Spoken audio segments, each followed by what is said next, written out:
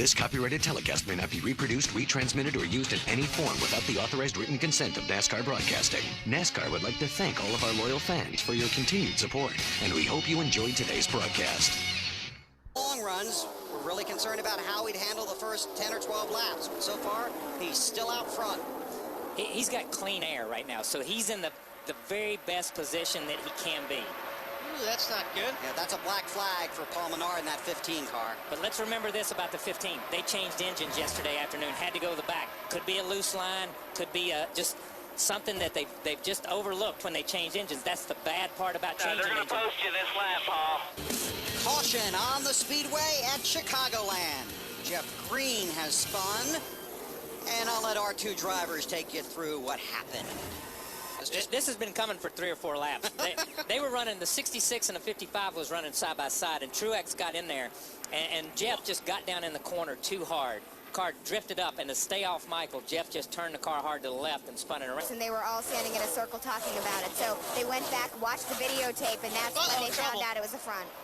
Robbie Gordon. Caution. All right, lock it down, lock it down. All right, come on.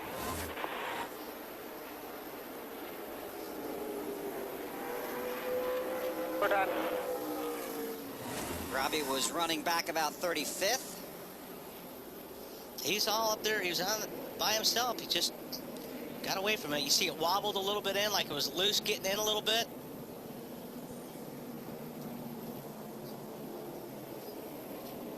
Backs it into the wall. This is on board with Mark Martin.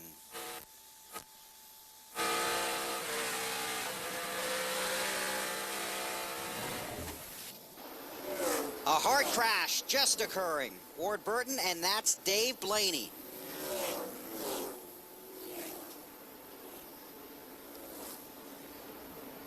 Caution is out. I was out of the gas, but not enough. Yeah, I think he lost a tire here. Because I saw an inner liner floating on the racetrack, I think. Yeah, spun out, guys, and wrecked like crazy. That was a hard hit right there Oh, on the driver's side, too. See? Yeah, see the tire? Yeah, Yep. good. That inner liner? That's a good call. Good eyes there, Wally. That was good. A junior, no power steering, but hanging in there. Tony Stewart holding off Jimmy Johnson. Oh, Johnson has crashed. Hard crash, Jimmy Johnson. That is a hard crash.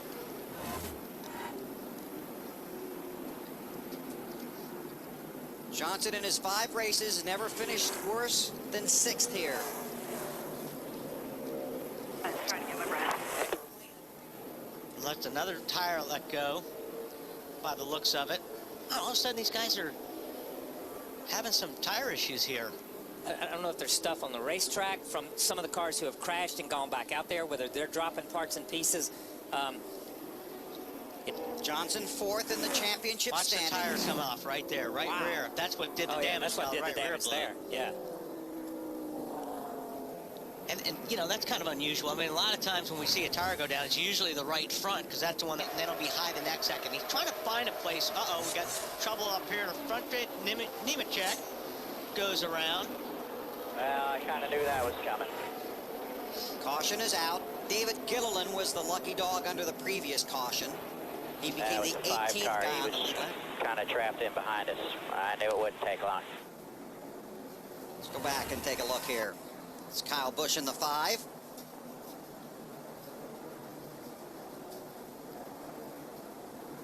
Nemechek lost that way before Yeah. the 5 car even got there. And then they get contact with Earnhardt. Yeah, that is not Kyle Busch's fault. No. Not in any way, shape, or form.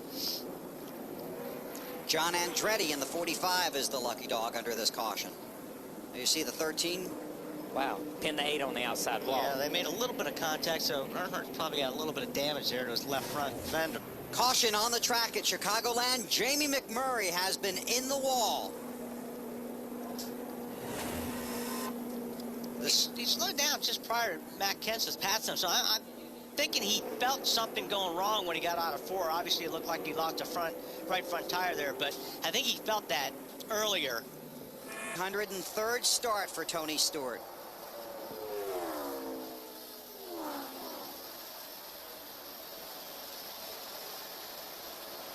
I mean, that car is just, it's on a rail right now. And what he's got going for him, again, there's just nobody in front of him. Nobody in front of him. He floats it off in the corner. He gets it down on that white line. He gets back in the gas, where these guys are mired in traffic. And if somebody cuts you off a little bit, you got to check up. You lose your momentum. And you see how big a momentum track this is anyhow. I mean, it's just a big circle. See Jeff Gordon there trying to get Ryan Newman. Newman sits in 10th spot right now. And I'll tell you right now, Carl Edwards is trying to get Matt Kenseth for second. There you see the distance from first to second and third.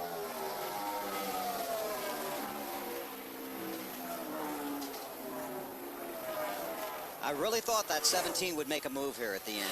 I really think the 17 needed the car, needed the race, just like Robbie Reiser said, to go long green. He had just begun to kind of run Tony back down and kind of close up on Tony when that caution came out with 10 or 12 laps to go. And I think that really took his race away. I felt like that took his race away at Daytona. I felt like the 17 car had a great car in the long runs at Daytona. And it's been the same here, and Robbie said basically that. So Edwards tries to catch Kenseth. Everyone looking at Tony Stewart, the race leader. Mentioned he has not won this season. But I'll tell you, he is a second half of the season driver. Don't know why or how that works, but that's been the story of his career. Less than 2 to go. It doesn't look like Carl can run a totally different line than the 17. Either that or 17 changing this line around. Carl's pretty much running the same line as the 17, which is going to make it difficult for him to get around him. Those are teammates from Roush Fenway Racing. Matt Kenseth and Carl Edwards. And Matt's probably the best there is at blocking you without telling you that, without you knowing that he's blocking you. Last lap. 99's right on him right now. Oh, goes down to the bottom, and he almost forced Matt to run a little bit higher, but then you he's see knocking out the grip. Yeah, he goes back to the gas and it pushes up the racetrack. Now these guys are just trying not to take each other out. Yeah. At that point in time. Just bring it on home. Did you hear him say, not much teamwork here, just bring it on home. So Kenseth in second, Edwards in third. But Tony Stewart, 20 races since his last trip to Victory Lane at Texas in November. Tony Stewart wins at Chicago. Great run for the 20 Home Depot team and Tony Stewart. So maybe that pep talk from Coach Gibbs really did work. If it did, I'm going to see if I can pay him to come talk to me next week. I'm sure it did. I'm sure it did. And you know, I think it just gets Tony back focused on what he needs to be focused on. You did a really nice job on pit road today. Thank you. You did a hell of a job there, Smoke. Thanks. You guys did it. You got me the track position, guys. You won us this one. Way from Matt Kenseth, and you talked about it before the race even started. Yeah. If you get out front, you've got a huge advantage because of the clean air. And they got him out front at the right time of the race. Ralph Shaheen. Well, This copyrighted telecast may not be reproduced, retransmitted, or used in any form without the authorized written consent of NASCAR Broadcasting. NASCAR would like to thank all of our loyal fans for your continued support, and we hope you enjoyed today's broadcast. This has been a presentation of TNT Sports.